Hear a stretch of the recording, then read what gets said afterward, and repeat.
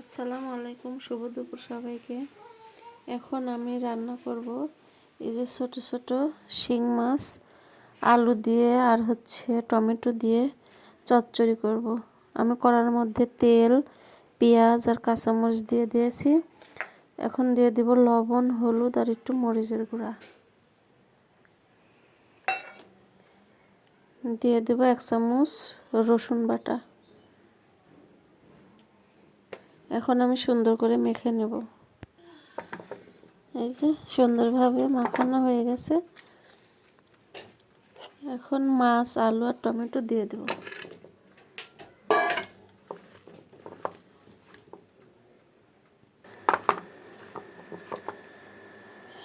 কত সুন্দরভাবে মেখে নিয়েছি।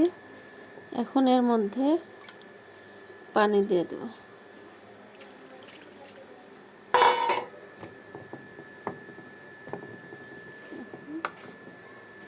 উপরে কিছুটা ধনিয়া পাতা ছিটিয়ে দেব।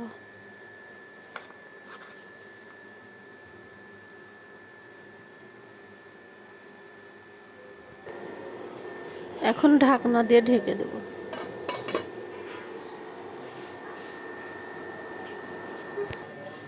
এখন আমি এই যে মসুরের ডালগুলো পুরপুরি করব, অর্থাৎ চচ্চড়ি করব। মসুরের ডাল তো রান্না করে অনেকেই খেয়েছেন, কিন্তু এইভাবে চচ্চড়ি করে কে কে খেয়েছেন? আমি দিয়ে দিয়েছি পেঁয়াজ কুচি, রসুন কুচি, কাঁচামরিচ, হলুদ গুঁড়া, লবণ আর 1 চামচ রসুন বাটা। এখন এর মধ্যে দিয়ে দিব তেল। ডাল চচ্চড়িতে একটু তেলটা বেশি দিতে হয়। এগুলো এখন সব উপকরণ একসঙ্গে করে সুন্দরভাবে মেখে নেব। এই যে দেখুন দর্শক শ্রোতা, কত সুন্দরভাবে মেখে নিয়েছি। এখন এর মধ্যে মসুরের ডালগুলো দিয়ে সুন্দরভাবে মেখে নেব।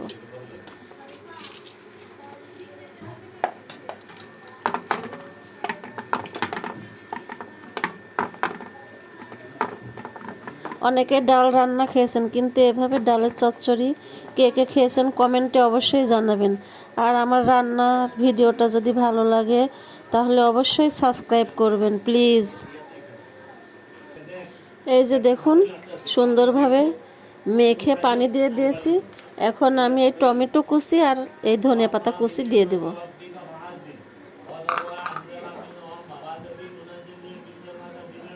এখন একদম পানিগুলো শুকিয়ে যাবে, তাহলেই ডালের চচ্চড়ি হয়ে যাবে।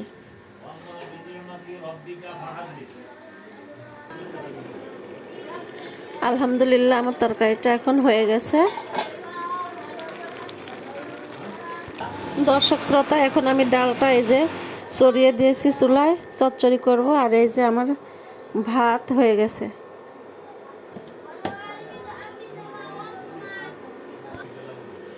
দর্শক শ্রোতা, এই যে আমার ডালের চচ্চড়ি রেডি। আমার ডাল চচ্চড়ি আর মাছের চচ্চড়ি দুইটার মধ্যে কোনটা আপনার পছন্দ হয়েছে অবশ্যই কমেন্টে জানাবেন। আর রান্নাটা কেমন হয়েছে জানাবেন। রাখছি তাহলে, আল্লাহ হাফেজ।